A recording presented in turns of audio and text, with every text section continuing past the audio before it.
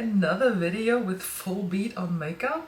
Yes, because we're doing a first impression on the Royal Europe from Nomad Cosmetics, and if you want to see how I got this kind of daytime look, then keep on watching. So before we start the look, let's just take a look at the outside packaging.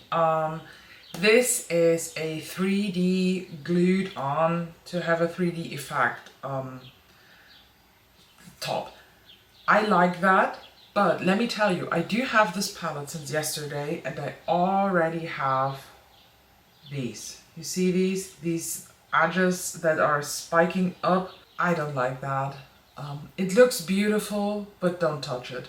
Just, or do a layer of like epoxy to seal it.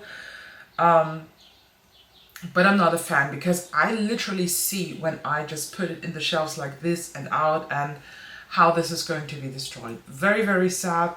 I just wanted to get that out of the way. But now let's take a look inside the palette. Are you ready? Are you ready? Are you ready? Are you? Are you ready? Do you want to bend it? Yes, we bend it. Look at these stunning colors. And if this palette does not give you Blend Bunny vibes, I don't know what does. And I don't mean this in a bad way, but this is also color coordinated in every column. And I think that's a nice way to sort a palette.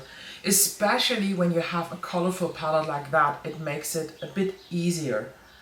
Oh, I love that. Just take one more look. I mean, the embossings, it is literally too pretty to use. But we're here to use the makeup. And even though this is a very colorful palette, you do have one little neutral column. So I'm starting with Schönbrunn Palace, and I have to say that I have not seen reviews on this palette. I don't know why, I was just not very interested. So I have no idea how American and other non-German speakers are pronouncing that. But if you have troubles pronouncing that name, it's Schönbrunn. S-C-H and this O with the little dots, the Ö. I know it's really hard for non-German speakers. There is this meme on the internet of a cat that is like puking up, and that's basically how you pronounce it, like it's Ö. German is a very, very interesting language. But let me just tell you how this is blending without any effort. Like, what the fuck is going on? So I'm now taking this shade, and I'm pretty sure it's Villanov, but I'm not 100% sure. I'm taking that on a pencil brush, and you see that? They're quite pigmented, like, holy fuck. The mattes in Nomad is madness. And I apply this on the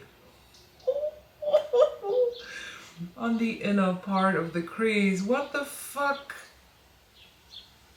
I could have completely skipped that Schönbrunn Palace shade, but you know, in such a first impression, I want to use as many shades as possible to get a good feeling for the shades and how to combine them. So I'm taking now an even smaller pencil brush because they're just so fucking slaying. And I'm still staying in the lightest row. I haven't even deepened up, like, what the fuck? But I'm now going into Buckingham Palace. Look at how dark the brush got. Can you even see that? I hope you can. I can't tell if the camera is on focus or not because I literally can't see shit. And I do this on the outer corner, blending that into the blue. And okay, I could have used a bigger brush for that, but that's fine. We're working through. Stay with me. This is a trust the process thing. I'm not the biggest fan how the edges look on the eye, so I'm taking my Project Pan under eye setting powder, which is the Westman Atelier Vital Press skincare powder. I mean, who does not have a skincare powder? Don't you? And I take a normal blender brush and I use that to buff out the edges. You can use a clean brush too. I personally prefer doing this with a translucent powder. I'm now using Great Hall on a fluffy angled brush and do the typical outer corner darkening moment. The birds are fighting again. By the way, I love your comments on the birds on this channel. It's literally a running gag at this point. I swear to you, when I start preparing for filming, like I turn the lights on, I choose the palette I want to use, I install the camera, all that shit, nobody is screaming fuck me outside. As soon as I hit record, they start chirping. Maybe they do fight a war against me. Maybe I'm too loud for them. I don't care, Bert. I really don't. I live here, I build my home. Get along. At this point of the makeup, I'm a little bit questioning my choice of that inner corner, or like the inner crease part, because it does not vibe very good with the Schönbrunn Palace place. So what I will do is I take this light blue, the Palace of Versailles, and I will blend this above, just to soften that a bit more. Because the combo of the Villanov Palace and Schönbrunn Palace looks a little bit like a bruise, and that is not the look we're going for. I'm also going back into Buckingham Palace and deepen up even more. And that is why I always do eyes before base, because I can work as messy as I want on the under eye area or on this outer edge area, because I clean up afterwards. So let me show you a technique that will make any metallic or glitter shade work better, stick better, and not fall out on your face and leave you with glitter bukkake. Freaking glitter glue. I know. Not a lot of people use this these days, I feel like, or at least I don't see it in any tutorial, but this is the secret weapon to any look for me. And I'm using this very worn off Too Faced Shadow Insurance glitter bonding eyeshadow primer. It's a glitter glue. And shamefully, I have to admit that this glitter glue at this point is probably 4 or 5 years old. But you know what? It is still going strong. This is before they reformulated their eyeshadow primers. The regular Shadow Insurance eyeshadow primer, by the way, I just applied too much glue. I'm picking up the glue with a brush and apply this all over the lid, because when you have the glue still on the brush, the whole eyeshadow will stick better to it. Love that technique. Where was I? Oh, Too Faced Shadow Insurance. Their normal Shadow Insurance, or their eye primer, was my go-to for years. I went through probably 2 or 3 of these back then when I was mid-20s. And then I stopped using it and I exclusively used the Urban Decay eyeshadow primer, which to this day is still my favorite. But then I kind of wanted to try the Too Faced Shadow Insurance again. I bought this and I had the worst allergic reaction to the primer ever to exist. And after I researched a bit on this, I found out they reformulated their shit. So that's very bad. Do you see how my lip is swollen here? It's like I have an allergic reaction to something. Who knows? So I'm using Imperial Crown with the sticky side and swipe through the shade, and it just sticks completely fine to the brush. And then I start applying this on the inner part of the lid, and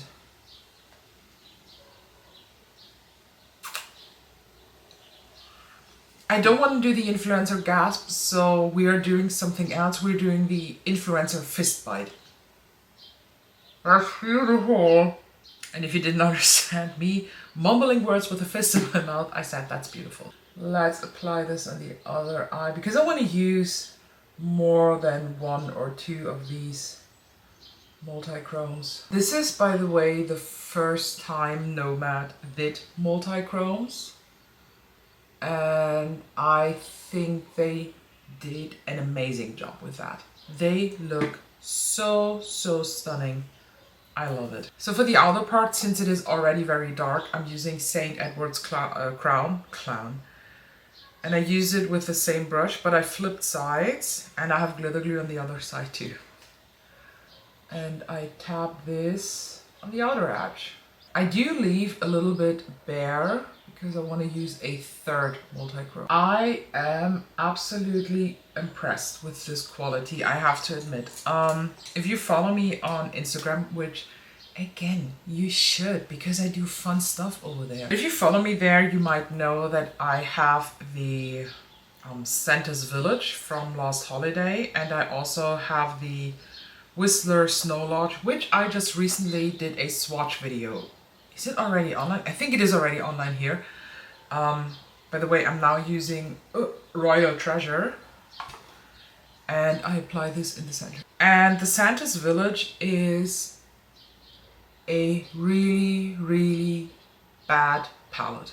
I tried Nomad Cosmetics for the first time with the Santa's Village, and when I ordered there, I ordered 2 palettes. I ordered Santa's Village and the Whistler Snow Lodge. And if I hadn't ordered Whistler Snow Lodge 2, I completely would have crossed out Nomad Cosmetics on the list of makeup I want to try. Because the Santa's Village palette is so bad.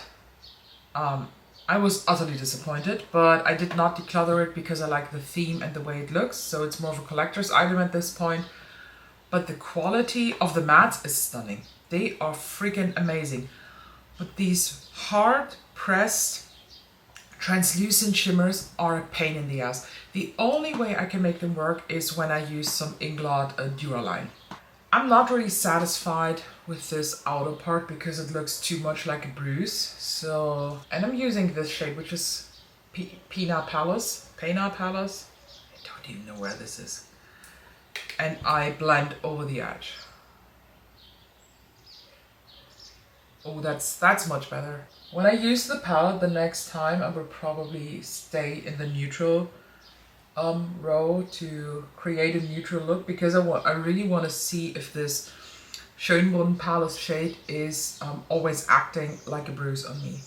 But this, come on. I don't even know what to use in the inner corner, so maybe I will take something else, not from the palette, because all the multi-chromes are a bit too dark for inner corner highlight in my opinion.